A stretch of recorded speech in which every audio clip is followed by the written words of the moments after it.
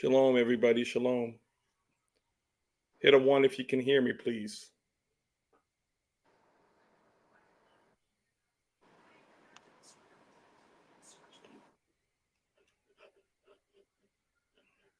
We have our second show for the NFAC on this Saturday. We'll be speaking about our addressing of the matter of Senior Airman Fortson.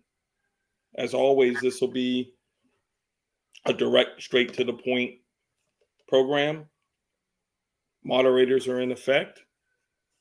If this is not where you intend on being, as this being a program for the upliftment and the liberation of Black folks across the world, particularly in this country, please leave. With that being said, we'll get this on the show, on the road. We want to start off by reading the statement on Senior Airman Fortson. I think everybody in here, unless you've been living under a rock, know what happened in Florida on May 3rd, I believe it was, where he,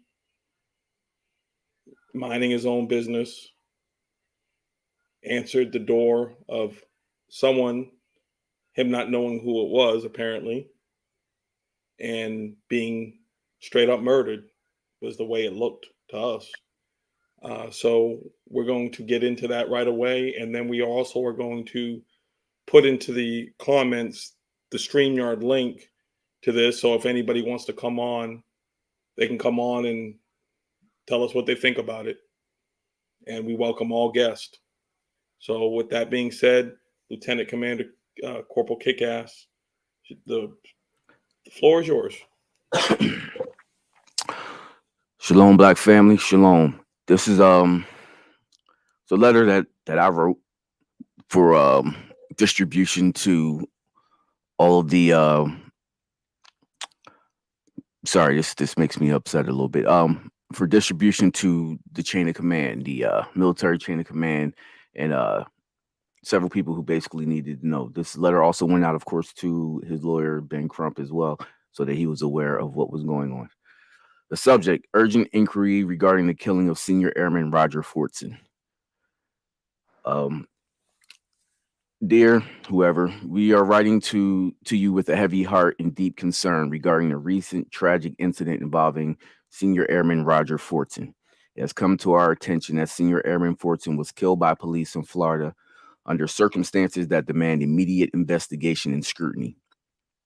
As esteemed leaders of the United States Armed Forces, it is imperative that this situation is addressed with the gravity and seriousness it deserves. As a member of United States Air Force, Senior Airman Roger Fortson served our country with honor and distinction. His dedication to duty and commitment to upholding the values of the Air Force are commendable and should be honored. Therefore, it is utterly distressing to learn that his life was cut short in such a manner. Reports indicate that Senior Airman Fortson was shot and killed within 3 to 5 seconds of opening his door to law enforcement, raising significant questions about the use of lethal force by the law enforcement officer. Given the gravity of the situation and the implications it holds for the trust between our military personnel and civilian authorities and Black military members and civilian authorities, we urge that you initiate a thorough and transparent investigation into the circumstances surrounding Senior Airman Roger Fortson's death. Furthermore, we implore you to ensure that justice is served for Senior Airman Fortson and his family. It is imperative that those responsible for his untimely and unjust death are fully held accountable of law. As Airman Fortson was an active duty member of the U.S. military, this investigation should not fall into local law enforcement to investigate themselves. The Air Force Office of Special Investigations should be conducting the investigation into Airman Fortson's death.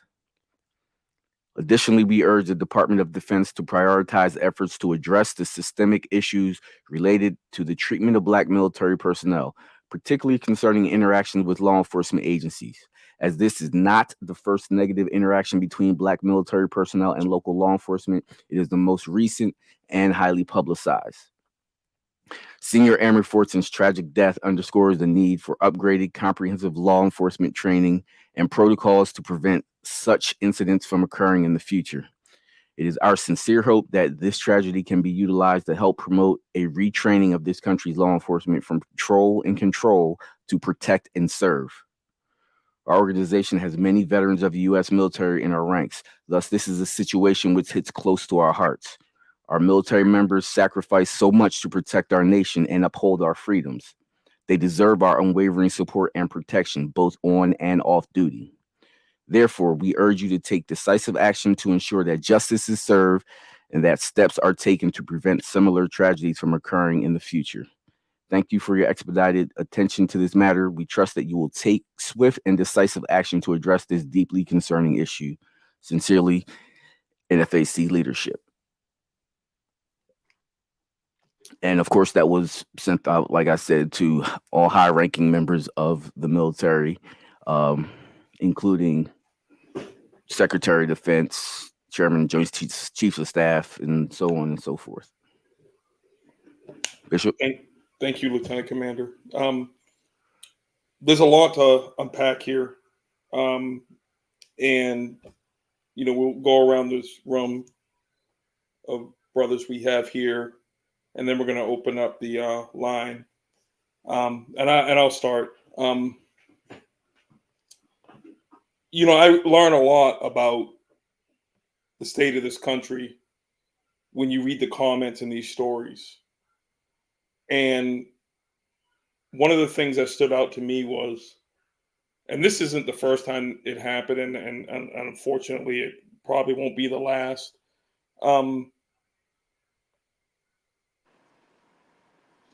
People were, the fact that he was a member of the United States Armed Services, it's like some of the people writing the comments could feel that because of his service to the country. But this has also happened to a lot of us who weren't. And I always say, well, what's a man minding his own business in his own house, answering his door to defend his family or defend his property or stand your ground? Florida's a stand your ground state, like most of the southern states are. It shouldn't make a difference whether he was in the military or not. But the fact that he was in the military and they did this, yeah, it does make it worse in a way. But at the end of the day, the sanctity of your home and your ability to live your life the way you want to live it, as long as you're not bothering anybody else, which he clearly was doing, is for everybody. There's things that talk. I've seen some programs about, do the Second Amendment apply to Black people? Some people trying to blame the brother for answering the door with a pistol, which seemed to me in completely proper order. You don't know who's at the door. Someone's banging away. They can say whatever they want. You look out the door. You can't. You can see in the film that the sheriff ducked around the corner. And the other thing, and I'll move on to our other brothers on here. I'm not so sure that sheriff's weapon was holstered. Any of us who train or do anything like that know how quickly you can draw a firearm. Is usually in about a second and a half, maybe closer to a second. Sheriffs usually have retention holsters. Might add a little bit of time to it. It seemed like he already had the gun in his hand as quickly as that happened. It's quite possible. Yeah, and then the fact that Senior Airman had his left hand up and the pistol at his side because it's a sheriff. Let me put my hand up. Hey, chill out. It's me. I didn't realize you were there. And then he gets shot anyway. Mm-hmm. So I'll stop there and perhaps move on to Falcon and then finish it up, Lieutenant Commander, and then open up the phone lines if anybody wants to join in. Yeah, there's no way he couldn't have not had that gun in his hand, and that kind of, the situation it pisses me off completely. I'm sick of it. It's happening all over this country, and the fear of a police officer scared of a black man because he got a gun, uh, and then you just turn around and you murder, and then nothing happens to you. You get lectured, and something may happen later. It may no, but it takes so long that it should be indefinite. Because I mean that's complete murder right there. I mean that's total murder right there. It wasn't an accident. It wasn't. Oops, I'm sorry, I made a mistake. He saw that man saw the gun, but the first thing come to his mind is I'm gonna shoot him, and he was that intimidated by a black man with the gun. If it, I don't know if it would have been the same with the white man or anybody else, but most of us know it probably wouldn't. But my opinion is that that officer should have been fired and brought him on murder charges, not homicide, not. He should have been brought up on murder charges. That's my opinion. But this man's on paid leave, Yep. and that could have been one of your families, mine or your families. So that's my take on the whole thing. Go ahead, Corporal.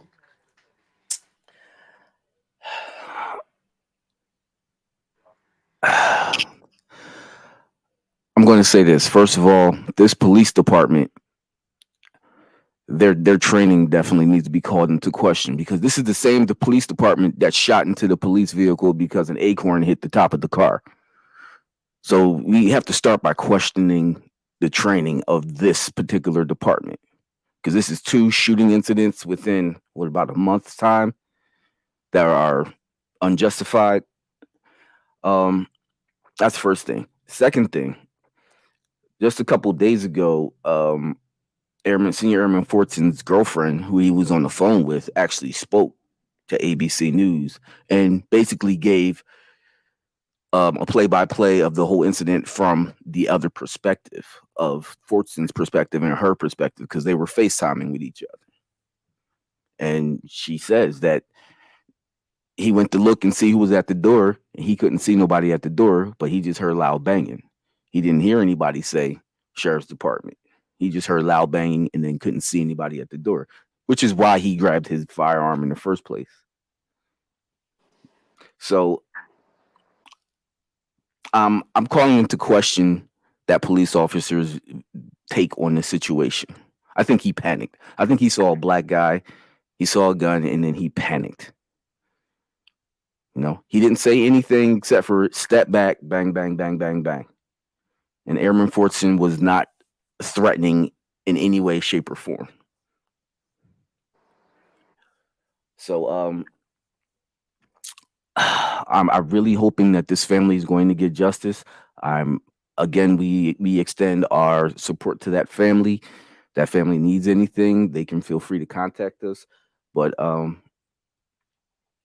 I really want this brother to get his justice, because 23 is too young to be taken out over a cop who was scared to do his job.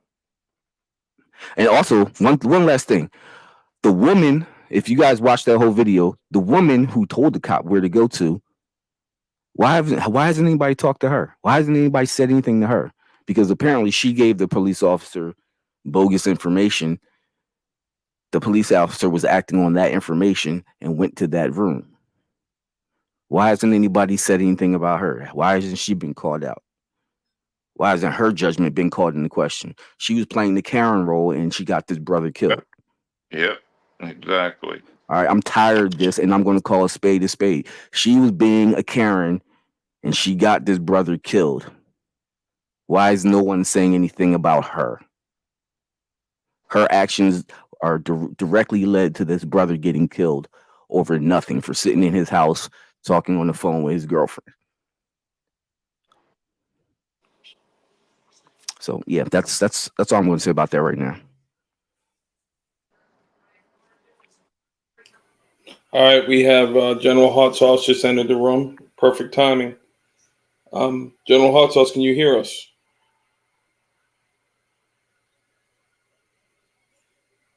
We'll give him a minute to come on to the stage. There's a whole nother piece to this too, and I mean, there's a lot of pieces to it. But to see Black folks, and I hear it all the time, take a position. Well, that's what happens when you have a firearm. That's what happens when you have a gun. You're not supposed to have that. Why would you have that? Like as if him exercising his God-given rights is somehow not for us. That's the same type of thought process that when people would say in the 1950s and 60s, well, don't upset these white folks. You can't push them. They'll let us vote one day. Don't go be going down and getting them upset. You got to hold your position. It's that same type of thought process, and I wanted to throw that out there too. All of us here, clearly, the Second Amendment is a major part of our lives, including the First Amendment, clearly, because that's what we're exercising right now. Absolutely. And I would be safe to say that everybody on this live, everybody in the comment section, and everybody here is probably exercising their Second Amendment right now too. But we have got to address that spirit of fear that some of us have, and some of us are never going to get rid of it, and I accept that. Mm-hmm. But it's been so ingrained in us, it sometimes creeps in. It just creeps in. So with that being said, I want to give General Hot Sauce time to come in and give him a chance to express where he's at on this and offer his perspective, and then we're going to put the link in there and see if anybody wants to join us. General Hot Sauce, the floor is yours if you can talk. I think he said he's in the chat said he can't talk right now. All right. Okay. I want to address something real quick that you were just talking about, that spirit of fear that many in our community have when it comes to possessing a firearm. Yes, our communities have been traumatized by firearms for as long as you can see. But as you said, that's an ingrained fear. Goes all the way back to the Black codes after the Civil War. You as a Black person, you weren't even allowed to own a firearm, or if you owned a firearm, you were only allowed to own 4 rounds of ammunition or 5 rounds of ammunition. It goes all the way back to that.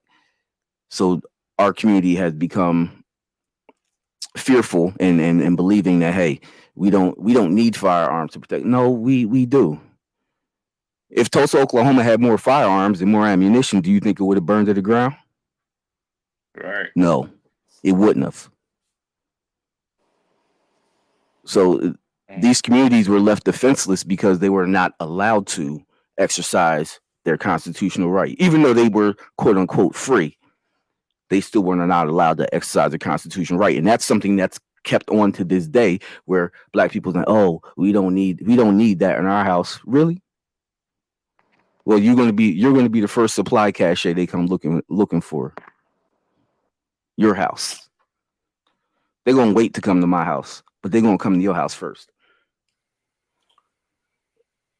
We have to stop, as we said last week, stop playing the game that they've prescribed for us, and we got to look at the rules and say, okay, these are the rules. Let's play by the rules. The rules say I can keep and bear arms, meaning I can have and carry a firearm. That's what the Constitution says. Enumerated right. Constitution says. As much as y'all not going to want to hear this, I'm going to say this, and a lot of people are not going to like it.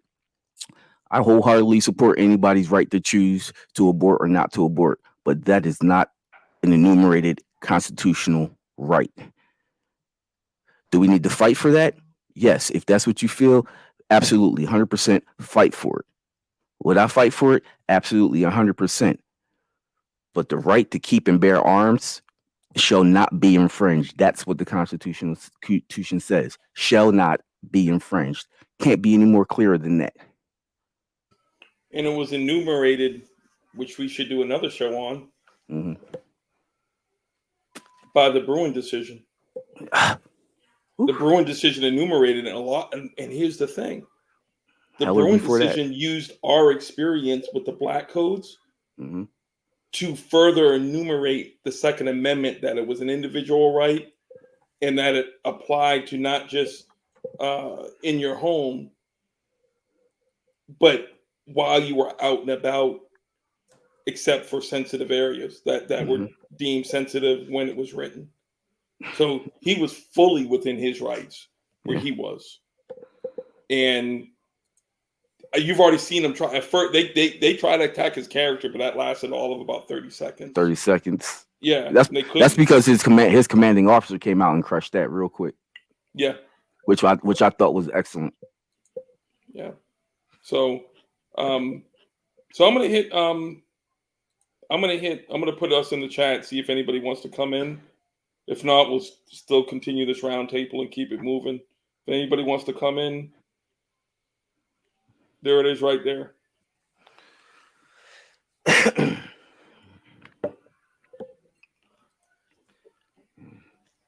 Yeah, but one thing. Go ahead, Falcon.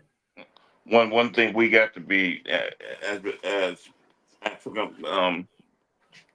black people, we need to quit being afraid of guns. We need to quit being afraid of guns, and not you. That is your right to carry a weapon.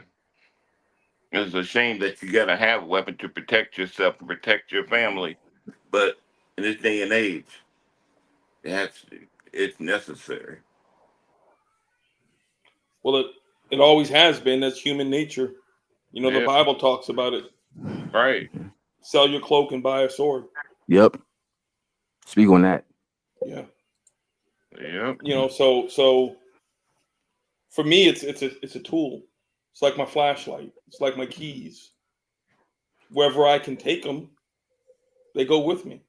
Right. I mean, when you know, or my cell phone. And you know, anybody who's been here knows that there's places you can't take your cell phone.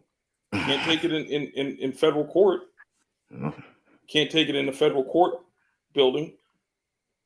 Because that's deemed a sensitive place. Oh, we have somebody from Othel.org joining the chat. Let me add you to the stage. Shalom, shalom. How are you? You're muted.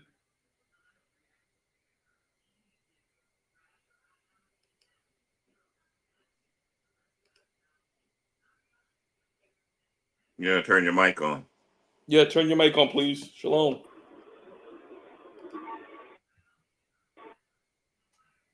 Greetings.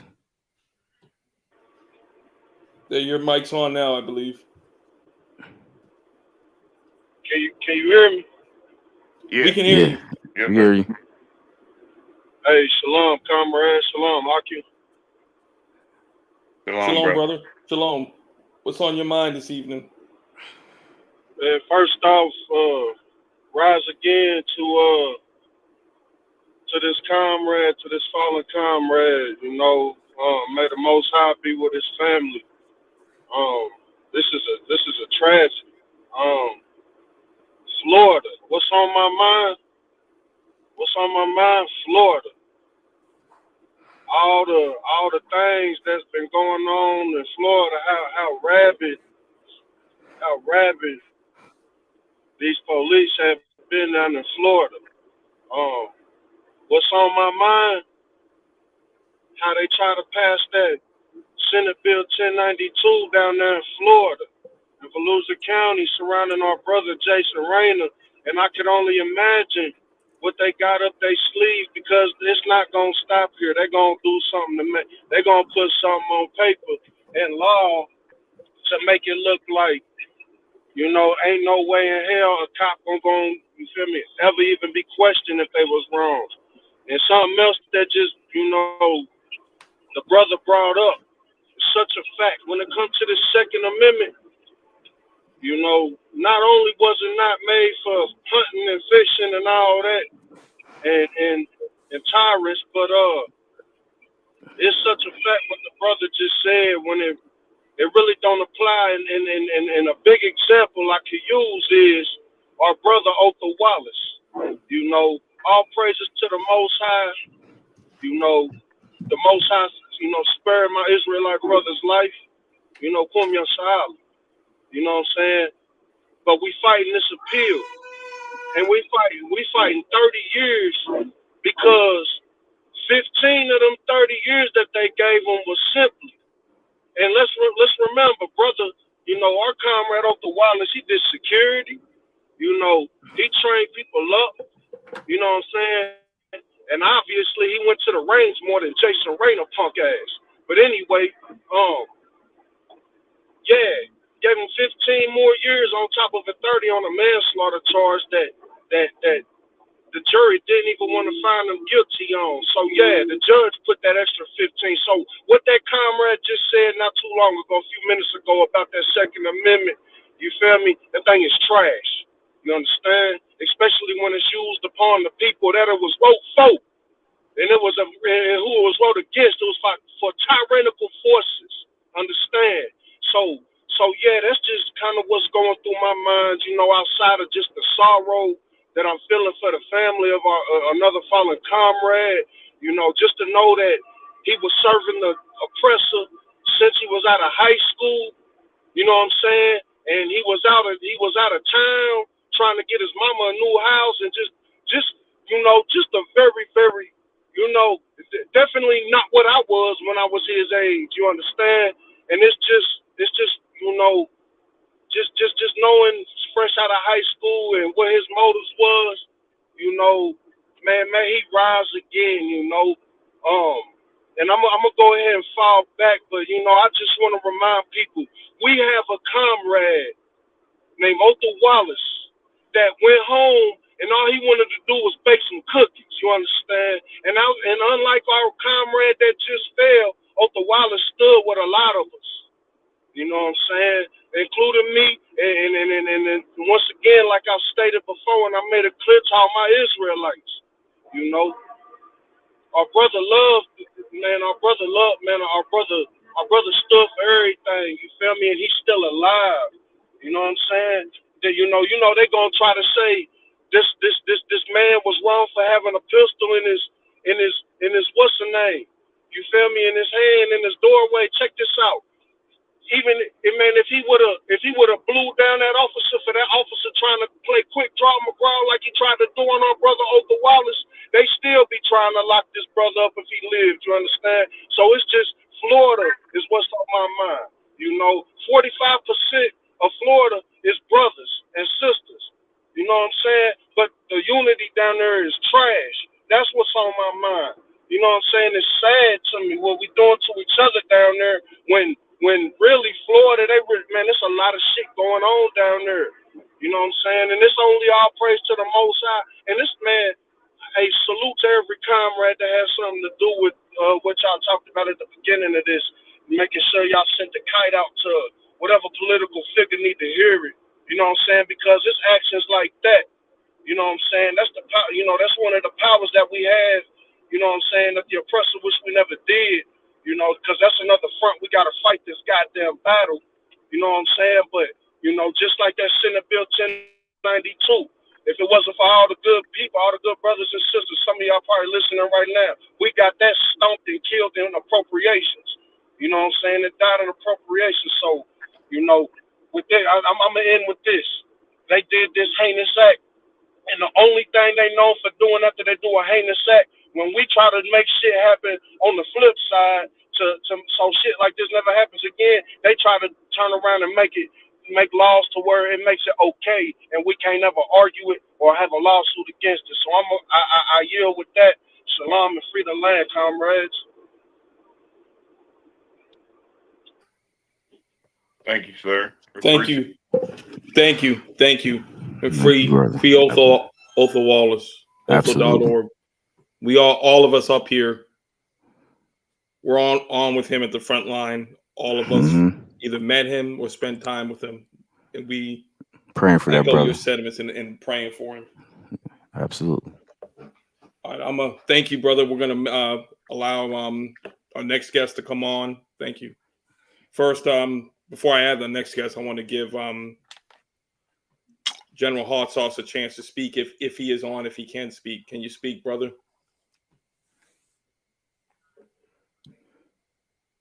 All right, I'll circle back around to him. I'm gonna add to the stage General Ghazi. Everybody who comes on, that brother with perfect example of what we're gonna do. Come on and just say your piece. We'll give you a few minutes and have some dialogue and keep it moving. Go ahead, General Ghazi. The floor is yours.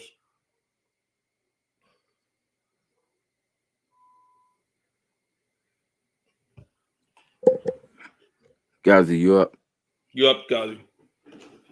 Your mic is muted.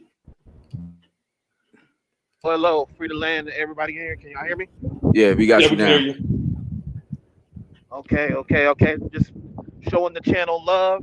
Salute to the NFAC family. Love what y'all doing. Keep it up. Let's bring this awareness and let the people know what's going on. This is a sad case, and cases like this is happening still across the United States with multiple different people. I mean, it's just out of hand. It's ridiculous at this point. We're gonna quickly talk about owning firearms and how the oppressor and how this system, no matter if you're legal or not, this system, this construct doesn't like black people with guns. Period. You know, obviously it showed through cases like this. We're always getting killed. We're always getting shot with these weapons, regardless, no matter if we're legal or not. You know, so the only thing we can do at this point in a period of time, what I said once again, is get educated, organized. I mean, this is just what we're battling, and I mean, there's no way around it. Everybody, I mean, there's just no way around it. We hear this same story starting like every week now. You know what I mean? Once a week, there's another person dying like this. You know, it's nothing new. You know, so the real question is, what are we gonna do about this? You know, what actions are we gonna take? And we just gotta come together, you know, and put our heads together and try to stop this.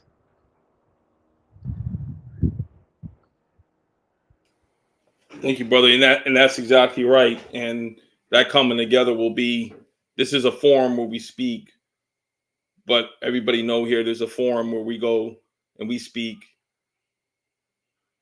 face to face, we speak privately, because these things, there's a lot that's done in private and there's some things that need to be done in public. This part's public, the letter was public. Everybody needed to know that we all collectively are paying attention to this. But as Corporal said in a post, there's a lot of things that happen behind the scenes that most people don't even know what happens, and it gets resolved and we move on. But we have to, these things have to be addressed. The how, we can discuss that, but they have to be addressed, and they have to be addressed Most definitely. Within the letter. Yeah, most definitely. And within the letter of something that's productive. I'll leave it at that. Can I get an update real quick here? Yeah. I know in that letter I had mentioned that this is not the first time this has happened with military personnel. If you remember a couple years ago, maybe a year ago or so, there was an Army lieutenant who was maced by police in Virginia. And just driving home, it's regular traffic stop. He wound up getting maced and dragged out the car and cuffed and everything. You know, they put that officer on administrative leave. Do you know what happened to that officer in that incident? He was found innocent of battery and false imprisonment, and they awarded the lieutenant $2,700 in compensatory damages, and that was it. The lieutenant had he sued for $1 million, and he got $2,700 for his trouble. So that's the kind of stuff we're fighting right there. That's the kind of BS that we're fighting right there. We don't want that to happen. We don't want them to say, okay, to the family, we'll give you like $5,000 because your son died and that's it, and we'll call it. No, that's not. We're not even in this for the money. We want this kind of thing to stop happening. There was no reason for that brother to die. Just this weekend, and just a couple of days ago in Louisville, Kentucky, a police officer was quote unquote assaulted with a vehicle by a professional golfer. Did that police officer fear for his life so much that he shot into the car and killed the golfer? No. Would he have done the same thing if he was black? I don't know. I can't say. You decide. You know, Supreme going through the same thing. He pointed Yeah. that weapon. He pointed that weapon. He didn't point it to intimidate a police officer. He wanted to know what was going on. But did they shoot him or did they shoot at us? No. These cops, one thing they respect is power. And when we done our formations, we done our time. We was out there. We never got shot at one time, and we carried weapons. So these little punk ass cops, they need to stand. They quit being cowards. Yes, sir. Power respects power. Yes, sir. Yeah. I see real quick in the comments, it says that officers that look like us have been killed while in plain clothes. That is definitely a fact too. They have killed plainclothes officers that look like us. Why? Because they fear a black man with a gun. They didn't bother to find out if he was a cop or anything. They didn't find out if he was a good guy or not. They just shot him. They just said there's a black guy with a gun. Happened to be one of their own. It happens all the time in every city. It's happened in my city and in your city. It's happened all over this country where you see a black police officer in plain clothes gets killed by a white police officer. I would like to ask the panel a question. Sure, go ahead. Am I able to speak, Commander? Yeah, go right ahead, please. Let me ask this question, and this is a real question for this current time. What would be a good call to action and solution for this? What do y'all see we can actually do, to stop this? Because, we got to put our heads together and really think about what's actually tangible and what we can actually do besides the other things. We're not going to talk about that, but what would be a good above ground tangible thing we can do moving forward to decrease these type of things that's going on? What would y'all suggest? Well, I think like Supreme had originally said when we was in Louisville, he wanted the DOJ to form a department that any police involved shooting that happens in the country automatically goes to a federal body to review the case. That way, there's no local law enforcement reviewing their own cases. It goes to an independent federal body that would review the case. Department in the DOJ, and then they would make the determination of, okay, who's at fault, who needs to get charged and whatnot. But I think that's the end all be all. I think that would be the best solution. And I think that would be a solution that would be amenable to everyone, and everyone could say, okay, I agree with that. Okay, if for example, this police department did it, if this police department, if the police department did the shooting, okay, well, then the DOJ is going to investigate the shooting, do all the investigative work and everything. It's not going to be in the hands of that local police department. It's not going to be in the hands of that state. It's going to be in the hands of the federal government, and then they will make the decision who needs to be brought up on charges. And that should be automatic with any police involved shooting. And that way it at least looks fair, because right now it doesn't look fair. It looks like the deck is stacked against the person who got shot, and most of the time the person who got shot is someone that looks like us. So if you don't want to make it fair, at least make it look fair, because right now it looks completely unfair, and at some point people who are treated unfairly get fed up.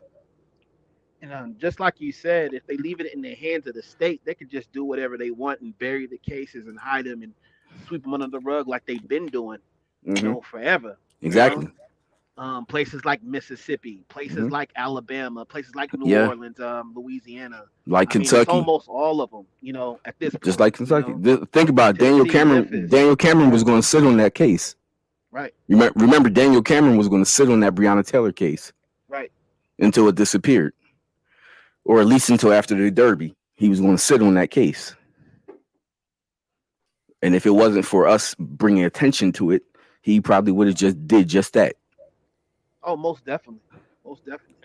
And that's what's going on with this case. That's what they wanted us to do. They wanted to shut up and so they can sweep it under the rug and keep it quiet. Don't tell nobody.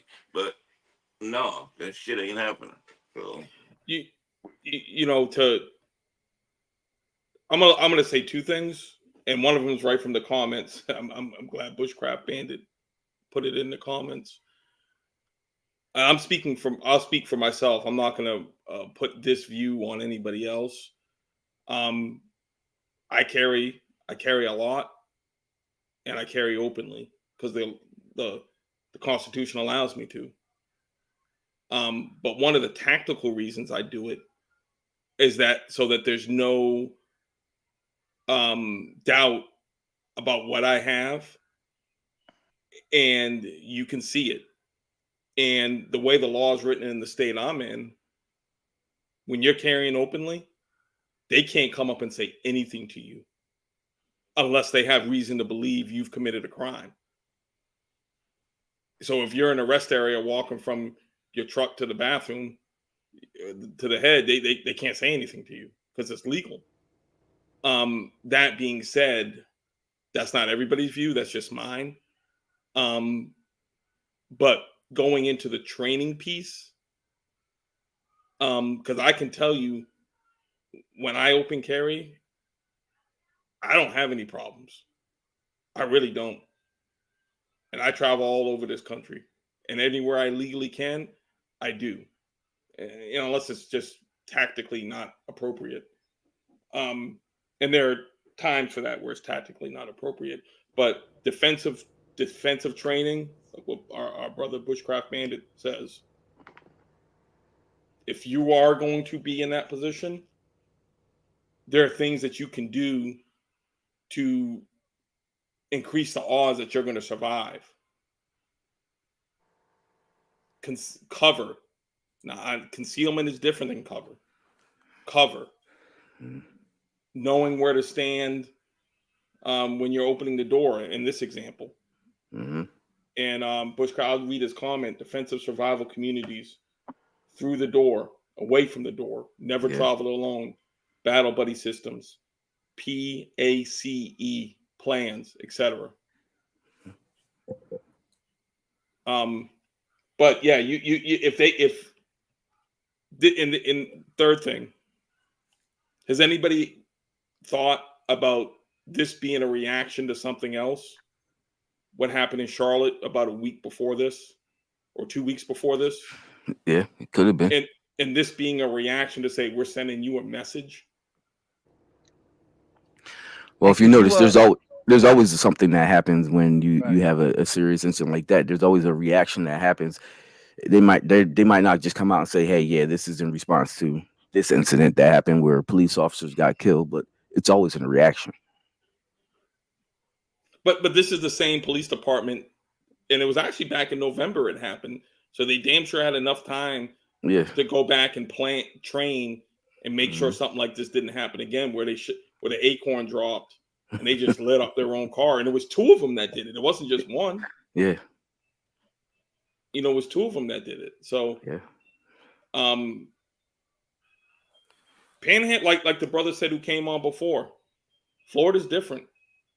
And if Florida's different, the Panhandle way different. That's because Panhandle near Mississippi and Alabama. Yeah, well, that's there's yeah, only yeah. It was pretty much just a happenstance that and the fact that it didn't have a railroad. Yeah. That it got a railroad that made it part of Florida and didn't keep it within Alabama. So that being said, thank you, General Ghazi, for coming on and giving that insight. We really appreciate it.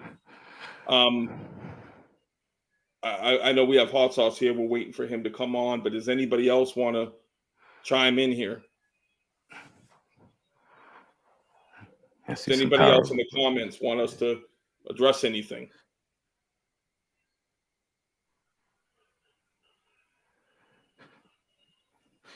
Yeah, I see some brothers in the comment section that I know got thoughts on this.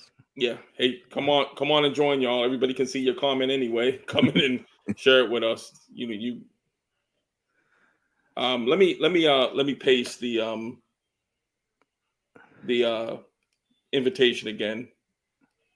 Moderators, if you could grab this and just continue to paste it in, it'd be great.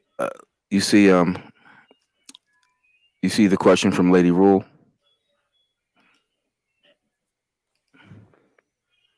What results? It's yeah, that one. What results we expect to get from the letter? We know how it is getting transparency. You're absolutely right, Sister Rule. Transparency from the United States, from police departments, is few and far between.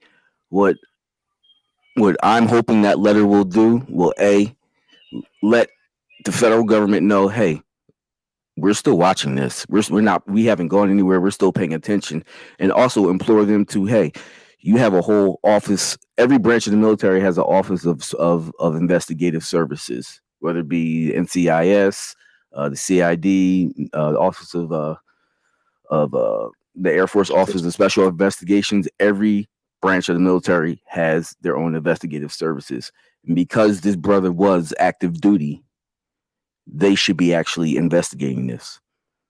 And like I said last week, because everyone who signs that contract becomes then a property of the United States government, it's their responsibility to investigate this and find out what happened to the person that they are responsible for taking care of.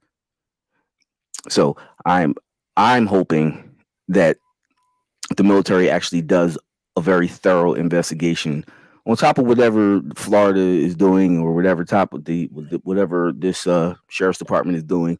I want them to do a thorough investigation. And after the statement that the sheriff made, the sheriff made a statement. Where is it? And in his statement, he said, hearing sounds of a disturbance, the officer reacted in self-defense after he encountered a 23-year-old man armed with a gun. Well, that's false. That's disputed by the video that we saw, because there was no disturbance. There was no self-defense situation. It was, oh, I'm scared because there's a black guy there with a gun and I shot him. That's what we saw. It's just what we saw was just as bad as the Puffy video that we saw. It's just as bad. Mm-hmm. And you can't tell me I didn't see what I saw with my eyes. And police departments and politicians are very good at telling you, hey, what you saw with your own eyes, you didn't really see that. That's what they want you to believe. That's exactly. And there's so many of us who say, oh, maybe I didn't see what I saw. Believe your own eyes, especially if your third eye is open. Believe that. Believe what you saw, because what you saw was an execution of a 23-year-old black male who was serving in the armed forces for doing what he is constitutionally protected to do. Great murder. And yes, I use the words execution because that's what that was. That was an execution. Yeah.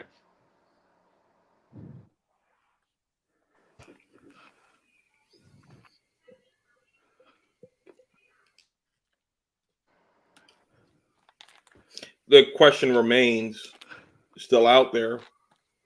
What are maybe the next steps? And I'm gonna put that on the this is a coalition. See, for coalition. Yeah. Yeah, there's a core group of us that are on here, but it's a coalition. What are we gonna do about it? And that's what Lady Rue is saying. Well, I'm hoping the rest of the coalition actually addresses this as well, and starts making noise with and rattling some cages with some of these politicians and some of these members, higher ranking members of the military, because this should not happen. Just like in 2020 when we all came out for Breonna Taylor, we should be coming out for this. Yeah. Because this brother, like Breonna Taylor, was in his home, being a law-abiding citizen, and was executed by the police. Yeah, absolutely. Absolutely.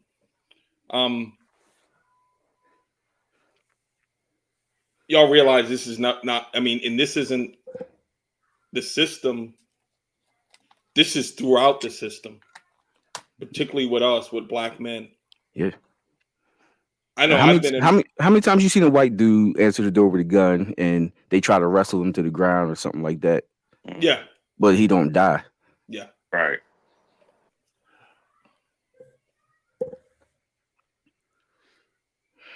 Absolutely. There was a couple who jumped on and then they fell off. Hopefully they'll jump back on again.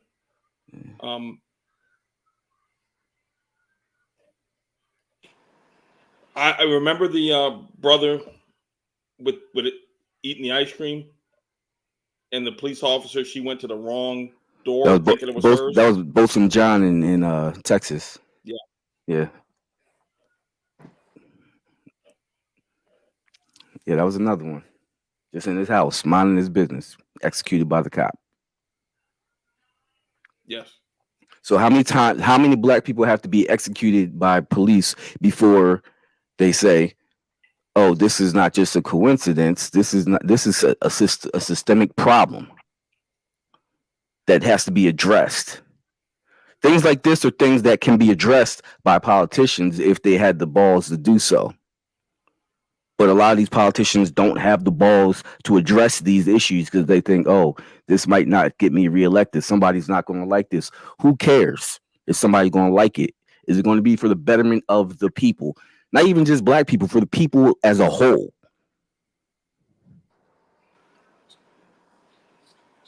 Absolutely. Absolutely.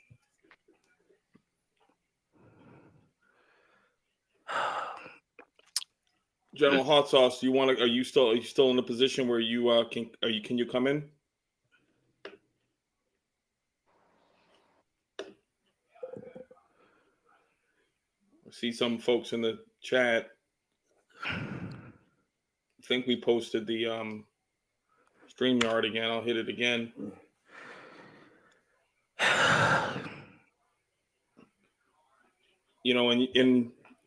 And everybody, they focus on the law enforcement engagements because the law enforcement is the tip of the spear for these folks. But it happens in the boardrooms. It happens in the schools. It happens in the hospitals. This, and you're gonna, and after we've just gone through this end of this 7-year cycle, no one said it was going to get easier. Because some of this is these folks realizing that judgment is here. Judgment is coming. And here's a question I got, and it's something I've always wondered. A lot of these police officers are scared, they're nervous. Okay, whatever. Being a police officer is a dangerous job. I get it. But at the same time, you have 18, 19, 20-year-old kids, 22-year-old kids who have more trigger discipline in the military than many of these police officers. They follow rules of engagement when it comes to combat. There's a rule that you can't, if you're given that order, you can't engage someone unless you are actively being engaged. You can't just run up and start shooting people, especially if they're a civilian and they're not an enemy combatant. You can't just do that. So a lot of these younger kids have more discipline when it comes to taking a life than these sworn police officers whose job is it to protect and to serve. But instead, they're being slave catchers and doing the patrol and control thing. So why is it that these younger kids have the ability that some of these older 25, 26, 27-year-old people who are police officers, they don't have that same ability? And if they don't have that ability, why are they even police officers? That's exactly what I was about to say. So I used to work high steel, and be in situations that people would freeze if you were walking across it. But if you were scared, or you couldn't handle the fear and display some courage, Mhm. you didn't last on that job very long. If you're afraid, seeing somebody with a I remember I was in my neighborhood once. I'll tell this story right quick. And I put my daughter in the car. This was Martin Luther King Day um, of 22, I think it was. No, 23. It was 23. And I live in a neighborhood. I live on the end of the street. And there was a sheriff walking down the street, which is very unusual where I live. That the fact that you see a police car there, and of course I'm looking at it like instinctively. I'm like, man, they're there. Instinctively, even me, they're there for me. You know how it is when you see the cop behind you. You think he's there for you. Mhm. Well, he had a rifle in. He had a rifle. It was in the down position,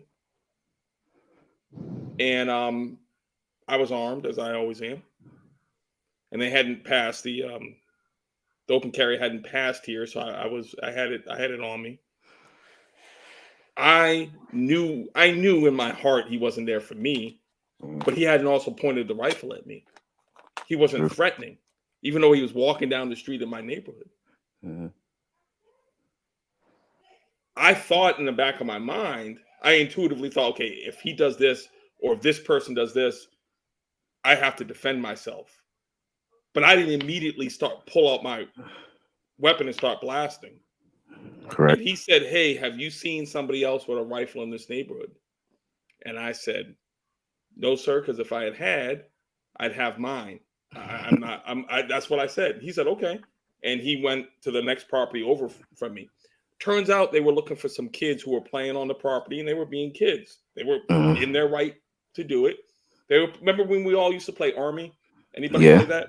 I played it all the time.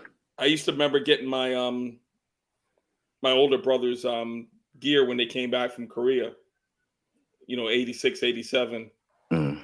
and dress up and have our MREs and go play Army when we were, 13, 14 years old. I mean, I was playing it late, Mhm. y'all don't judge me. But the point of the story was that's what they were there to deal with. And they went over and they thought somebody was running around the neighborhood, but these kids were just playing. They were playing airsoft. And I was like, so I called the police department that night. I said, what was that all that about? And he said, well, the police officer told the story, and that was that.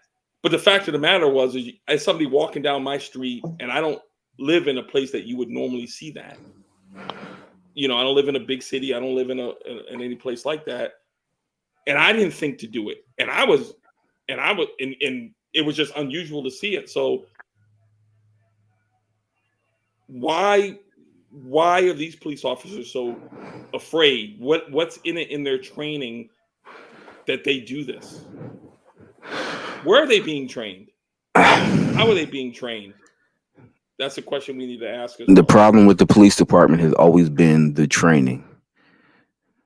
It's always been the training. And I know for a fact that a lot of departments subscribe to the theory that dead men tell no tales. So once there's a body, you can write whatever narrative you want because there's no one to dispute that narrative. And most of the time, the higher ups will believe whatever narrative you write, especially if there's no person alive to dispute the facts of that shooting. So uh, the officers need to be retrained. That's everyone knows that. Um, the old school tactics from the 50s, 60s, 70s, even 80s, they don't work today. They don't. And it's going to get officers killed, it's going to get civilians killed if they continue to use those tactics because more people are understanding of what their rights are and what they need to do.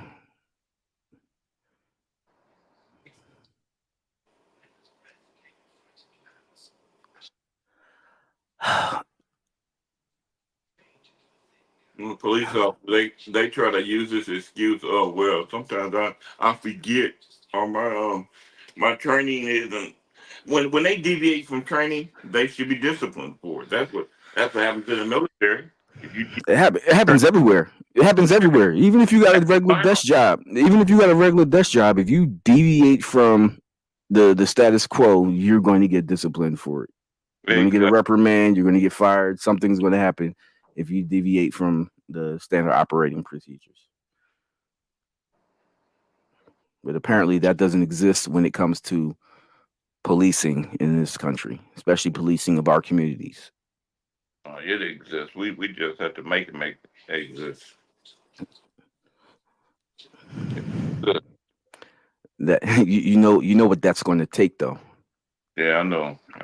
We're not getting into that. No. Yeah, you know what that's going to take. Yeah, I know. And unfortunately, I don't think our public servants who are up on the hill are ready to broach that subject and deal with it as a subject. They're too Right. busy yelling at each other and insulting each other in Congress to actually do any real work. Exactly. So they're not ready to broach that subject and make some things happen. You know, whether it's the what's that act of justice, the Community Policing Act. What was that? The act that was that they didn't pass? Bishop, you know what I'm talking about. Commander Corpa Kikas, I have a Yes, question. sir. Sure. Shoot, brother. Shalom, family. I'm sorry, Shalom. jump on is very late. Do you think you talk about retrain, right? Yeah. My question is, all this training, all this money is being put to the law enforcement. Why should we had to pay? Why do we have to pay again some more money to retrain these gentlemen? It's like when we go to the military, right? We Yeah. go to the military and we did something wrong in the military, and then the military had to come back and say, guess what? You're gonna start all the way down from the beginning. You're gonna have to go to the boot camp again, do all that stuff. It's me retraining. Mhm. And I remember when I was there, the military will never do that. Either they will kick you out or that you will stay with us. Yeah. And I remember because when I was stationed in Germany, I remember we had an incident that happened in Mannheim. For my military folks on the line, Mannheim, remember that? I think that was back in the 98. We had a brother. We went to the club and we had a conflict because these ladies from Turkey, they used to chasing the black man like crazy. Of course. And one of the guys from Turkey took a knife and stabbed one of the brothers. This brother was in Army, and we had a group of the brother with the airborne division stationed in Mannheim. One of the brothers, I still remember that brother looked like brother AJ for the Panthers. That brother went to the barracks, came with the AR-15, and opened fire. When you talk about open fire downtown in Mannheim, I'm going to tell you, it traumatized every people from Turkey. Since that day, the black people was well respected in Mannheim. Every time we was walking to go to the club, the police had to bring like 20 cars just to follow us to make sure we don't get in trouble. But what happened to that brother, I had a chance to see that brother actually back before I left Germany. I believe that's back in 2001. I saw that brother, we started talking. He wrote a book. So they had to expedite. He came in here in the federal. Okay? They put him behind bars. The military police came up there and put him behind bars, and they brought him to U.S. And then his attorney actually filed, and he was able to get out of the situation, you know. And then on the situation after that, he was able to go back to Germany. That's where he living actually right now with his German girlfriend. But why I'm saying these things is because the military had no time to say, well, we're going to retrain you. The military kick him out or brought him here. That's why we don't have a time to retrain these KKK people, because that just wastes a lot of money. And that's what I look. You're absolutely right. It does waste a lot of money, but unfortunately, the rest of the world, especially the rest of the United States, does not think and act and respond like the military. There's a lot of things that come from the military that if regular everyday society would institute those things into their their everyday course of life, this country would be so much better. However, just just firing people because they're doing the wrong thing, that's not one, because I know for a fact the military will just put your behind out if you are one of those people where they can't rehabilitate. They'll give you bread and water. Well, they don't even do that anymore. They'll give you bread and water. They'll Yes, demote and you. you know how Yeah, they. yeah, they do all that kind of stuff. But they will straight put you out, and basically saying you're fired or give you a dishonorable discharge, which is Yes. or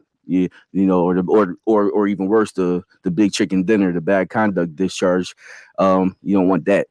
That's like a felony on your record. Yeah. Yeah, they'll give you one of those, and then you're basically screwed. Well, unfortunately, these police departments don't allow. They allow police officers to resign, and then those police officers leave that county and go over to the next county over and get another job. Instead of firing them and putting them on a list, this government wants to put everybody on a list. Put those bad cops on the list. And Make check those this out, Commander and Corporal Kick-Ass. hmm? The way I was looking, and they is well organized. I mean, you talk about mafia. Even Hmm. the chief, they the one give them the patch. Hey, listen, you're gonna be able to leave this county, go to Hmm. the next county, and all is in a package. They tell Yeah, them how to do this. It's exactly. not just gonna figure out, hey, I know I'm gonna be in the street, no job. No, they train them. They tell them how to get the job. Yep. And they are to make the phone call for the next chief of the different county. Say, Yep. hey, we got a guy's gonna come to your county. Hook him out. Help Yep. him out. Yeah. And the That's next thing you know, he's back in the system as a law enforcement. Yep. And my question is, and I'm not sure, I know a lot of brothers and sisters, they're probably in the line, and we understand we do have a lot of military members on the line, probably. And I want to hear from the blue people, my Army or Marine or Navy. Matter of fact, I was talking to some of the brothers in the Army, and I sent them text message. Some of the brothers stay in Dallas, Texas, ex-military, and I invite them to come to the line today. I invite a couple of Air Force friends to come over, and giving us, their thoughts, because the situation. What do you guys think? What their young brother, what did it done to save his life? Honestly, if that was me in my situation, see, I'm different. All right, so I've been trained different. I wouldn't just open the door with my chest to the door, like all open like that. I would have cracked the door. He would have never seen. He would have never seen the gun. The gun would have been down by my side, Okay. and behind me. But I would have never just full frontal open the door. Hey, who is it? Because you're basically exposing your whole body to anything. So you crack the door. You look. Just make sure you have the gun to your side, behind you, out of his vision. That's what I would have done if I had a gun in my hand and I saw there was police at the door. That's what I would have done. But I want to you don't say know. this for the folks He online, probably and this is he very may- important what Commander he Corporal may said. he may not have been trained to do that though. That takes someone training you or telling you, hey, this is how you answer a door so that you don't present your whole body as a target. Okay, because once you present your whole body as a target, then that person has everything they can hit. Everything's right there that they can hit. You present a piece of yourself, and that way you can take evasive action if you need to. You can shut the door. You can shut the door to buy you time to get behind cover. But you don't present your whole body. You don't let them see, oh, that person has a gun. You answer the door, hey, how you doing? But you have a gun there. And then if that person on the other side of the door then presents a threat, then you present the gun. But that's how I would have done it. Like I said, I don't know how he was trained, if he was trained. A lot of people purchased firearms between 2020 and 2023 and never got the training they should have got. So we don't know if he's actually got that training. And that training could have possibly saved his life if he would have got those kind of intimate details. I want to add something here, and then we have two of our guests who just returned, and I'm going to get to them right in the order in which they came. There's a brother on here or sister you need to connect your mic and cam before we can add you to the stream. That's why I can't add you yet. One of the sisters in the chat asked, "We're tired of this. To do something different than talking about it, what is the best solution?" Well, I'm gonna put out a challenge to everybody here. I just put it in the chat. Now, I don't know if anybody here is a resident of District 1 of Florida. That's Congressman Matt Gaetz. You all know who he is. Oh yeah, you know who he is. Now, you may not live there, but however, the link I just put in the chat is from his website, and his address for his DC office with phone number and his local office with phone number is in there. Huh? Call him and let him know you exist. If you in DC, go stop by his office. You don't need nothing. You don't need an appointment. You just walk in there. Yeah. Walk in there, get a card, drop a letter off. Yeah. That's his district. I'm curious. I don't think he said a word about this. I'm not sure he has either. And this is in his purview. He's so pro-military. I mean, that whole area is a military area. You got Hobart there. You got Pensacola's right there. Yeah. Pensacola, and then you've got the other big base, the other big air base there. Jesus, I can't remember. I spent time there, but I not and working, but I just can't remember the name of it. That's cool. But y'all know what I'm talking about. There's 3 huge bases there. So he's Mr. Pro Military. He should be all on it. Hold him accountable. And I can tell you, he don't want to hear from anybody else here, even a phone call. No, it's Fort McCree. There's Fort McCree down there, and there's something else. Fort McCree, Hobart, Pensacola. Yeah, and the other big air base there. Be that as it may. Fort Walton? Is it Fort Walton? No, not Fort Walton. The other's an air base. I don't know. I just had it on my. Well, it'll come back to us. I'm sure somebody can put it in the chat. I'm gonna add to the stage General Ghazi again, then OFL.org, and y'all just give us just a couple minutes, and then we'll move on to the next one. And the brother who says device is not connected, please connect your mic cam so we can add you. Okay, I'm back again. I'm sorry, everybody. Had to get my tire fixed and get ready for Malcolm X Day tomorrow. No problem, brother. Driving these trucks. But okay, so pertaining towards I like what the captain or corporal, is it did he just leave? He just left. He was talking about the police acting like a mafia, and y'all brought up the word training. You know, the police needs to be trained better, and they're getting off too easily. Well, my opinion, and from the documents and what's been shown, they're actually trained to do what they're supposed to do, pertaining towards oppressing us and not really giving a care about us. They're doing what they're supposed to do. Their real focus is not really protecting us and making sure that we get treated fairly.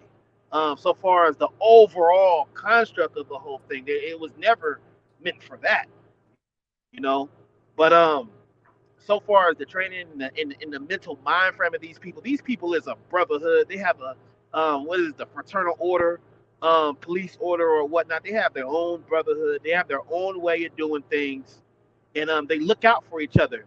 And the reason why I have to bring this up and would stroke a nerve and make me remember is when I got to bring up Otha Wallace, free Otha Wallace again. But when that act happened, and most definitely I feel, once again that Otho should not have been approached in the way he was, and the police has a reputation of being hostile with the people that he goes after or whatnot, and do things. He just came off of probation off of slamming a black woman or whatnot, and he just came off of probation of that. So when that incident happened or whatnot, the police and some type of staff tried to create a law, the Rainer Act law, and so this will never happen again. So far as the right for a person to defend himself in that manner, which is completely against the law of the amendments or whatnot, and it did not pass. I don't think through their judicial process of passing that bill. So I say that to say this, man. These people is willing to go to the furthest extent, you know what I mean, to and they will come together to make sure that nothing happens to their own, you know what I mean, so far as with this police construct. And we got to understand that. So yes, it's a hard fight, yes, it's a hard battle, that we're up against. But once again, and I'm just gonna make it brief, we just gotta organize, we gotta come together, we gotta have our people in those council positions, we gotta take over, especially black townships, get our people in elected positions so we can dictate more what goes on in our communities. So a lot of this stuff won't happen. My mentor told me how to stop all this is organizing, organize, unification and organize. And it's a very deep topic. It's a very deep thing, when setting up these infrastructures and setting up our towns and communities to actually fight against this oppressor. And I yield off of that. I want to say something real quick to General Ghazi there. I agree. We got to get more of our people in positions of power. However, we have to make sure that we put the right people in those positions, not the people who are going to say, "Oh, I'm in a position of power now. Now I am better than the community that I came from. Now I don't have to do anything for the community because I'm in the spotlight. I'm in that position." Because too many of our brothers and sisters who get in those positions forget, why are you there? Why were you put there? You were put there to help the black community. Yes, and I got one more thing for Bishop too. Commander Bishop. You also stated that so far as the training and I would say the standards and procedures, we need to bring more awareness because the law is against us. I mean, no matter how you cut the pie, we're getting treated differently, as we can see. Absolutely. No matter if it's in a military base or civilian community or whatnot, we're getting treated. We're not the common denominator. We're not getting treated right. Okay, especially when it pertains to guns and things to that nature. So we need to teach our black people, what to do if a cop approach you. How should your gun be? You know what I'm saying? And we need to bring the awareness to that because that can stop a lot of people from dying as well. That's true. I mean, it's a sad thing for us to say and teach. It's a sad thing we got to actually do that, but we do got to do that for our black people in America. It's just like we teach it when we teach our black kids how to act when they get pulled over by a cop. We got to do the same thing with the rest of the black community. If you're going to carry a firearm, this is the way that you have to act and have to conduct yourself when you're dealing with law enforcement, especially when you have a firearm. Because there's many times black people have gotten shot because they have a firearm and somebody says, "Oh, he reached for the gun." There's very particular way that I act and I conduct myself when I'm out and about and I get approached by a cop, or I get a traffic stop, and I know I have firearms on me, which is all the time. You gotta teach that, comrade. Yeah, that's one of the things, and that's why I implore everyone who is going to become a responsible gun owner. Part of responsible gun ownership is the training, and it's not just the training with any trainer. Get a trainer that looks like you because they'll tell you things that another trainer won't tell you. Like when I teach a class, especially if it's a class of all of our people, I'm telling them things I don't tell just a regular class. Okay, very good, very good. And General Ghazi, I jump on it? Can I jump on it? Yeah, sure. Yeah, I want to add the next brother, General Ghazi. We're gonna let the next brother come in. If you want to circle back around, you free feel to do that. Sir. All right. Yes, sir. I just did you got your guess? Yeah, he just joined on. Why don't you go first, General Hot Sauce, and then we'll go to our guest. And Yeah. then, go ahead. Okay, thank you, Commander Bishop. I just want to mention this to everybody on the line also. As far as and I always say this, and I'm going back again for the how do we build this organization, and all the coalitions, because every little group you will not be able to accomplish nothing. I'm telling you, because you're going to need a lot of power to protect the community and protect ourselves. And the way we're going to do, we're going to have to recruiting, we're going to have to unify, and we're going to have to work together. Okay. We're not trying to leave anybody behind. As long as you stay in the same page, you know exactly what's the principles, the goals, where we're trying to go, what we're trying to accomplish, and what we want to do, how to protect our communities and our people. Now, I'm going to talk a little bit about the situation about putting people in these um, putting people look like us, some of these positions or officials, local governments or things like that nation. Hmm.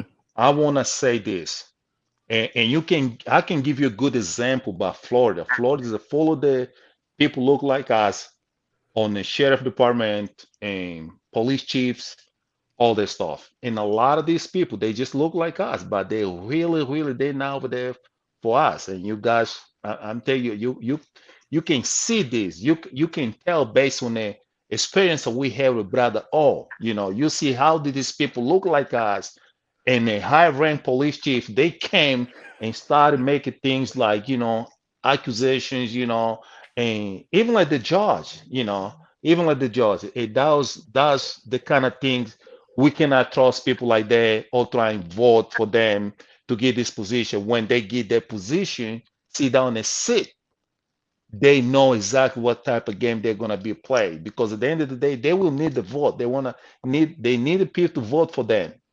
And then when they sit in a position, they start looking at things different. And it's not just happening in Florida. It happening was it Wisconsin? There's a lot of chiefs over there, police chiefs. I mean, they terrible. I can say that, that's just terrible. Okay, and then we had to be careful. We're gonna be elected for these seats. Well, Okay. you touched on something very, very important though. That vote, as our people, we got to stop. We got to stop letting these people come around every 4 years or every 2 years and be Absolutely. like, hey, Absolutely. it's me. I'm with you guys. I can, Yeah. Joe Biden don't give a damn about black people until election time, and then he's in every black church in America. That's Yeah. I'm serious. no. Joe Biden don't give a I'm with damn you. about black people, and I'm with you, I brother. don't know for a fact he don't give a damn, but I know his actions say he don't give a damn about black people and the black community. But when election time come around, oh, you're not black if you don't vote for me. You know, he's all in every black church with every black pastor shaking hands. He was just in a I, black church this weekend. and I'm telling you, This because we week. allow them to do And that. we allow that to happen, and we don't check them and call them on the carpet and say, hey, you effing up. We need you to get right, because what you doing is, or otherwise we're not going to vote for you. That's why he got a problem with the black vote right now, because Yes, if you take a good look, I'm telling you, sometime I had to work in Indiana, and I'm look the this community, this what's the guys, the people, the Muzungs live in Indiana. If you guys know what I'm talking about, they very separated with the Muzungs. They Muzungu, but they separate. They speak Dutch. What's they called? you What's talking their name? you talking about the Amish? The Amish people. Yeah. I'm gonna tell you this: the Amish people, they have a different policy. Okay, and the way they play this game, I mean, I wish we can organize ourselves like the Amish people. They don't let nobody to come to the community, just try and get it. First of all, they don't allow nobody to come by there try and get their girls, and Mm-mm. they keep their money on their community for Mm-mm. so long. They build their own stuff. They got their own belief. Ain't nobody trying. The police don't even go to the community bothering them. They got their own little stress too. I'm telling you this. They got their own little going on in their community, but there is no police go over there checking ID. Hey, what are you doing over here? You're not supposed to be doing this.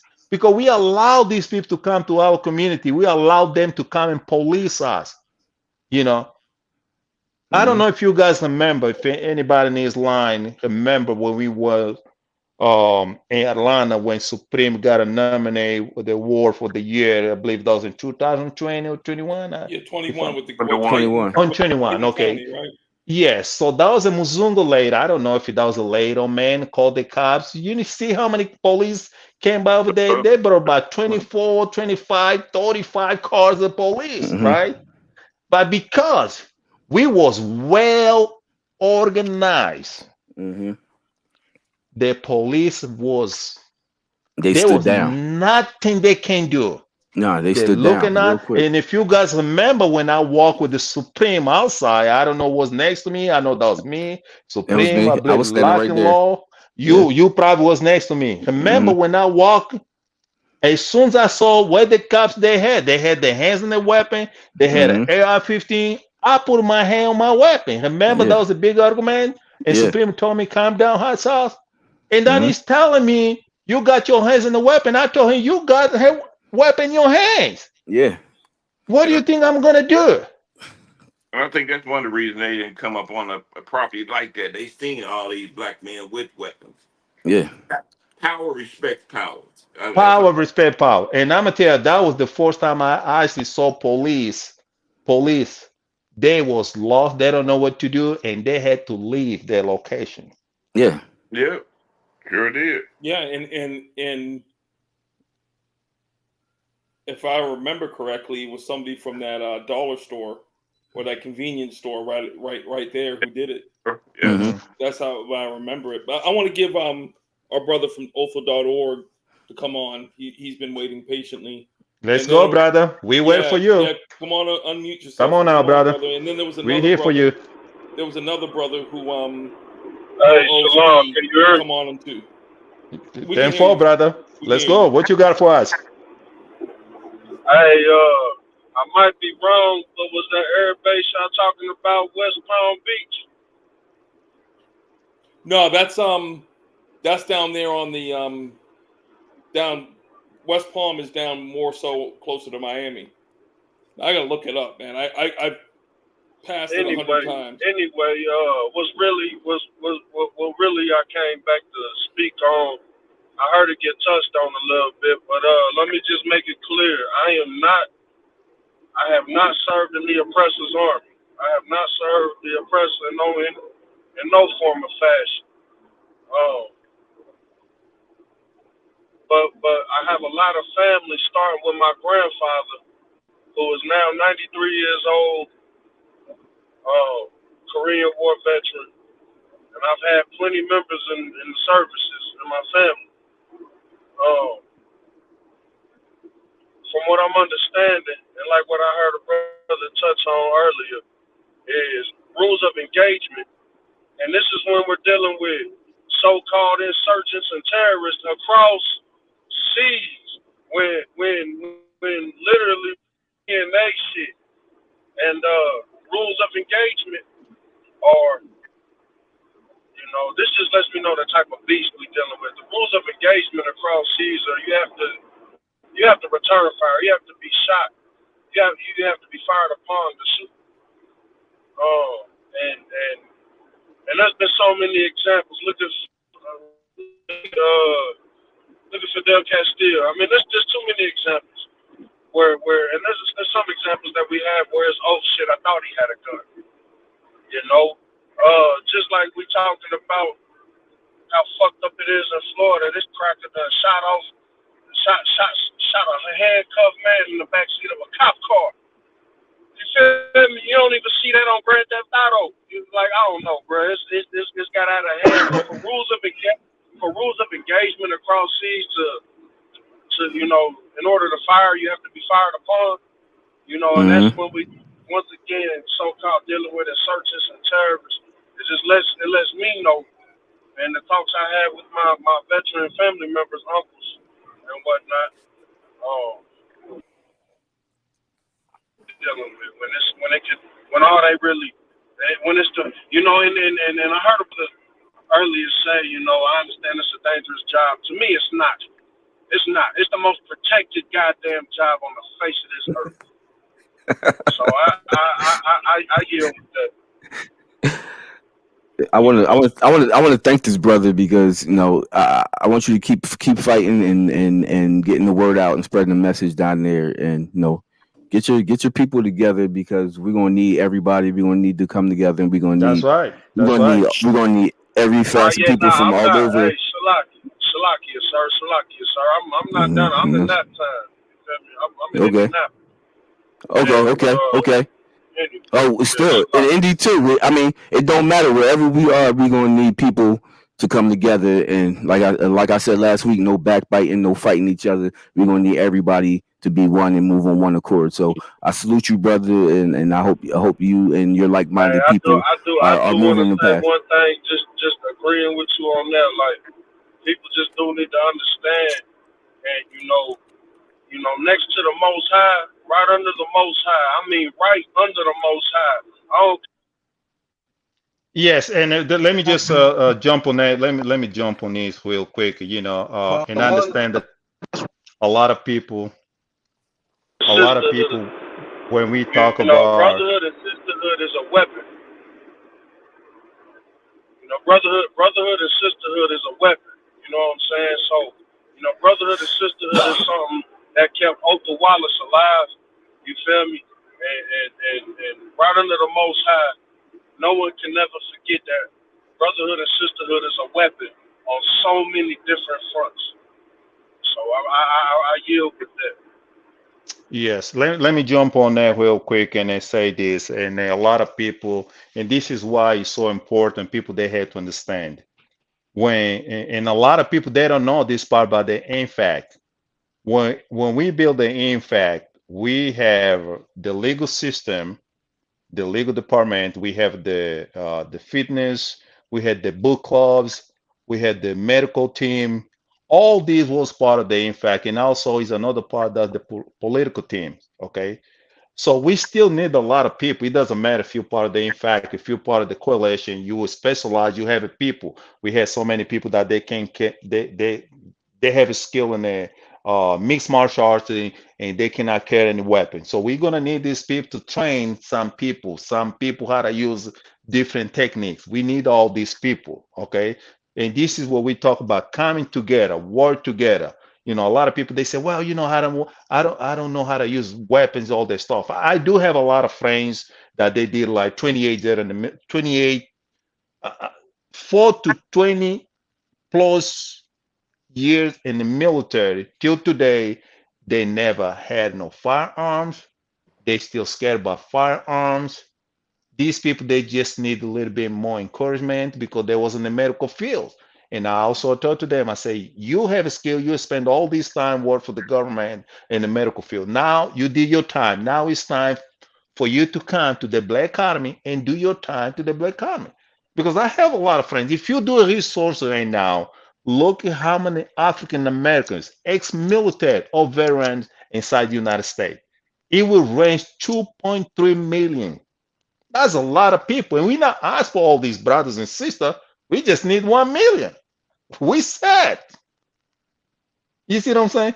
We're going to need a lot of people to stop this nonsense. As long as we start pushing back and say, well, you know what? I don't have a skill on that. I was not built to walk with the weapon. We don't need everybody to be walking, because if you was not built like that, we don't need anybody to walk with the weapons. But if you know how to use your hands, you got some judo skill, you got some taekwondo skill. We need you too, brother and sisters. Yeah, the NFAC, while we all saw the military response, it was like an iceberg. That was what you saw, but there is a whole bunch more to it.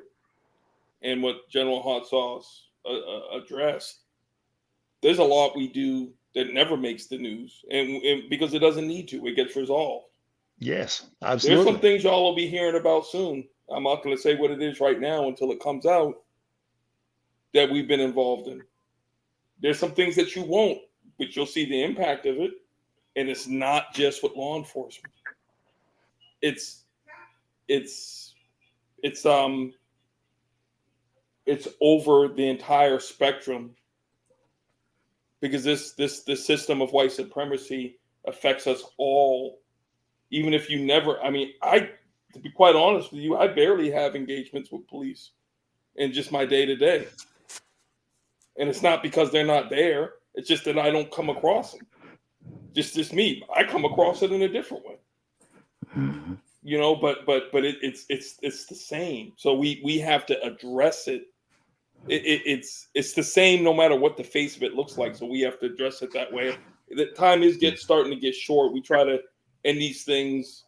We always joke and say an hour, but I don't think any of these shows are going to be less than an hour going forward. I want to I'm going to put this in the chat here. Stand by with me here. I'm going to put Okay. our email in the chat, for which I don't think has been posted on the IG or not. Okay. Anybody who has, y'all remember the commercial for the A-Team? Any of my Gen Xers in here, which is probably all of us. You know, if you have a problem that can't be resolved, call the A-Team. Absolutely. Well, that'd be like us. You know, call us, email us. I put the email there. And I don't mean if your cat went up in the tree. I don't mean that. But what if it's a black cat? Well, if it's a black cat, that's okay. We'll get him. Yeah. But I want to anybody who has ideas of things that we want to talk about this. We will be doing this on a regular basis. It might not be every week, but I think it'll be at least every couple weeks, and it might be every week depending on what's going on and depending on the response we have. We want to foster unity, communication, but most importantly, solutions. We don't want to just be on here talking about it. We want solutions. And we had a couple folks join on here who added perspectives and solutions. Yeah. We want to add solutions. There was a brother who tried to jump on, and I didn't see it in the private chat. I apologize. OOC. And he said he was blocked from getting on. For whatever reason, your mic and your cam wasn't on, so we couldn't join you on. Please reach out to us and come join us if you're listening. And I do, before we leave and give final words by everybody, Queen Janny was talking about DC and the fact that DC doesn't have open carry. It doesn't, but you can get your license to carry in DC. The Heller, I think that was the it was Heller. That was Heller. Yeah, that was Heller. Heller allowed. It was either Heller. It was Heller or McDonald. I think it was Heller though. Yeah, McDonald was Chicago. Yeah, that's right. It was Chicago. Yeah, so it was Heller. Yeah, it was Heller. McDonald was a brother too. A lot of people don't know that. Yeah. But you can get your license to carry in DC or Maryland. Well, I would say if you're going to get it in DC, get it in Maryland too, because you got to unless you're coming from Virginia, you got to go through Maryland to get to DC. Pretty much. So I would say if you're going to get a license to carry in DC, get a license to carry in Maryland as well. Commander Corpa Kikes, are you certified to give classes for Maryland right now? For Maryland? Yes. Not yet.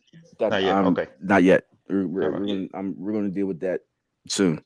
Yeah, we anybody who is interested or wants to get certified, trained, reach out to us. If we can't do it, we know who can do it. Yeah, that's right. We'll set up a class. We'll have 20 of us in there.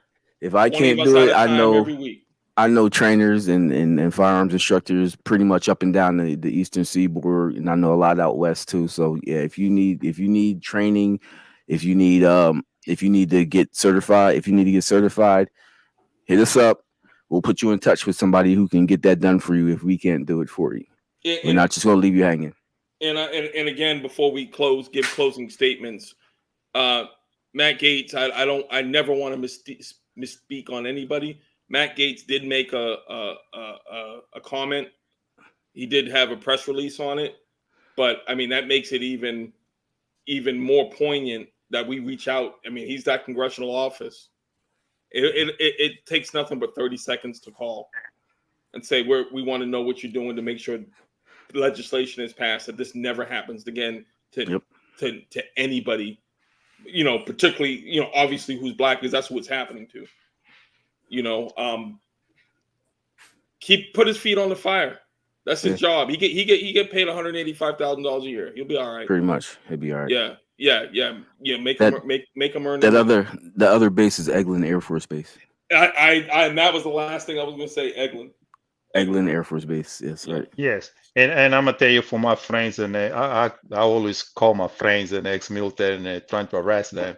I told them if they don't gonna be enjoying this, they did 20 years on the military. Now it's time to be part of the Black Army. I'm gonna come to their state and drag them to the NFAC. I already told them. They was left. I was talking to them today.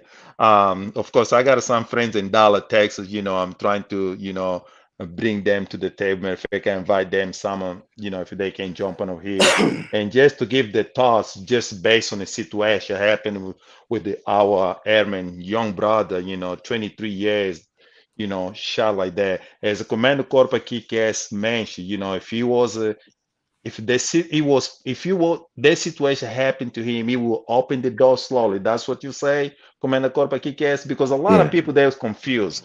I'm gonna tell you this: even if the brother was a law enforcement or police, because this enemy they got the mindset every time. It doesn't matter if it's a open care state. If they see a black man that the weapon for them is a threat, they think like that black man don't deserve to have a weapon. What do you do with the weapon? He's a threat.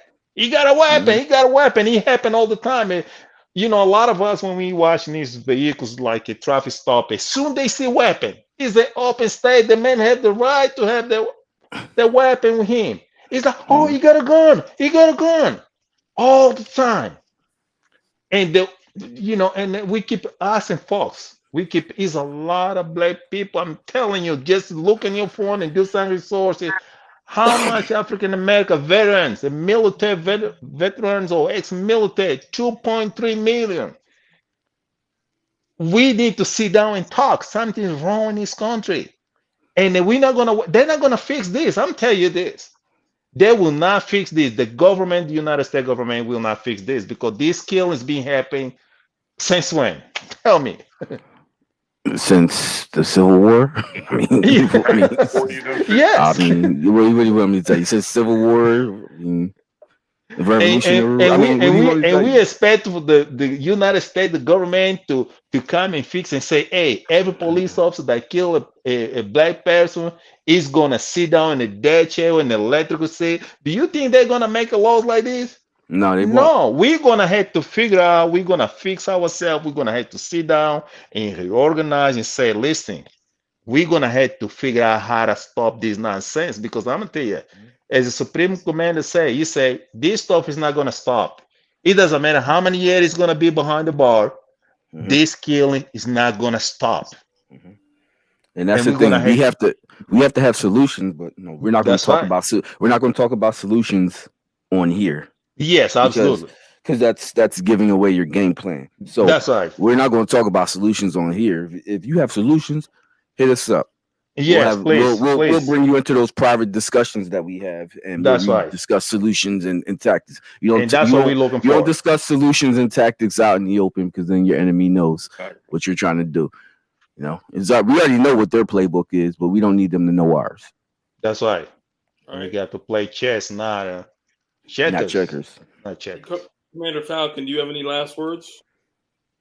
Last words, we are like everybody keeps saying, we gotta come together, and then we gotta bring our solutions together. We gotta put our solutions to action. Action speaks louder than words, and working together works. We got to come together. We got to come together and continue supporting it. If y'all continue, thank you for supporting our channel. Thank you for supporting the NFAC. But we need you more. We need your comments. We need to start writing our senators, writing our government officials. That it does, and people don't believe it, but it does help. Let's call Matt Gaetz and light up his line a little bit. Let's put a little heat under him. Put a little heat under his seat and say, hey, you need to address this. Okay, let me just say something. I guarantee you, if if Airman Fortson was white, Matt Gates would be all over this. So let's get him to address this. Yes. Okay. Yeah. Thank Okay. you, We Sister are. K Money. K Money posted Matt Gates' address in the chat. So thank you for that, Okay. Sister K Money. Yeah, I was reading some comments over here. That was a brother. Was it Nightingale Panther? Yeah, he talked about we should not be like the man. Was it Amish people? No, that's not what I would say. We talk about organized. He talked about we should be like Burkina Faso, Mali, and then Niger. Yeah, I understand. But what I was trying to say is that the law enforcement, the police, we understand. Well, that that's their religion. That's what they believe. That's what they believe. Whatever going on in the community is, I mentioned this when I was talking about, if you guys read in the comment for this brother, whatever's going on in the community, that's their belief. But the thing is, the law enforcement, the police, you will never see no Amish people sit down in jail behind bars because he did this. Because the police don't go over there, don't go by them. That's what I was Nope. trying to say. They don't mess with their neighborhood. They don't mess with them, and that's what I.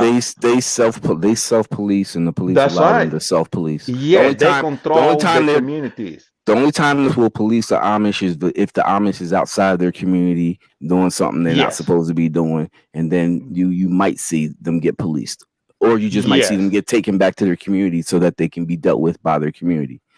By the community. Why can't we do the same? Yeah, that's right. Yeah, it's a little thing called unity. Yeah. Yes. All right, so you all keep eye out for our next show. Anybody who wants to comment, continue to collaborate and communicate, please communicate to that email address that has been posted. And Sister Earl, keep doing your work there. You doing everything you can. Keep doing your work. You're doing excellent work. Yeah, I see a sister came on also. Yes. And we love the work you do, and we're happy to help you out with anything you need anytime. Sister Earl, please keep doing the work that you're doing. Yes. All right. Is anybody wanna have anything to say regarding about the young brother before we shut down this channel, because that was pretty much the subject. Just hit up Matt Gates. Of course, pray for his family. But yes, let's start applying some pressure to these politicians and to the senior leadership in the military. Hey, we need you to do something about this because this is unacceptable. And they got the letter. They got the letter. I know they got the letter because the letters were sent certified, so I know they got the letter. They got the letter.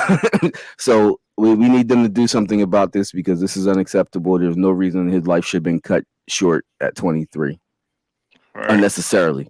I guess even if it's unnecessary for anybody to be cut down at 23, even if you out there in the streets. But if you're doing the right thing and you get cut down senselessly by law enforcement, that's completely unacceptable. That's right. All right. Well, good to hang out with you brothers this week and hang out with everybody in the chat. Everybody have a good week, and we'll all talk soon. And remember, if you need us, we're an email or a phone call or a text or an IG away. Absolutely. Shalom, everybody. Free Grandmaster J, free Ozone, free all political prisoners, and free the land. Okay, say the email one more time for everybody that don't have our email. I mean, the email. NFAC444@gmail.com. Okay, that's the website. That's the YouTube channel, right? That's the email. No. That's the and email. what happened? What's the email? If you decide you want to be part of the NFAC family, what do you need to do exactly? Join NFAC at proton.me. Yeah. Okay. Right now, I believe they don't use .me anymore. They use .com right now. I think there's notification, but you still can get it with the .me probably. But yeah. Okay. All right. Shalom, everybody. Thank you very much. That was wonderful. It's good to see everybody over here, and this is what we need to do. We need everybody's input. We need everybody's help. This is one family under one umbrella. We will not divorce. We will stick together. We need everybody to be part of this family. Okay? All right. Shalom, everybody. All right. Shalom, brothers. Shalom. Thank you. Thank you. Shalom, family. Shalom. Bye, Paula.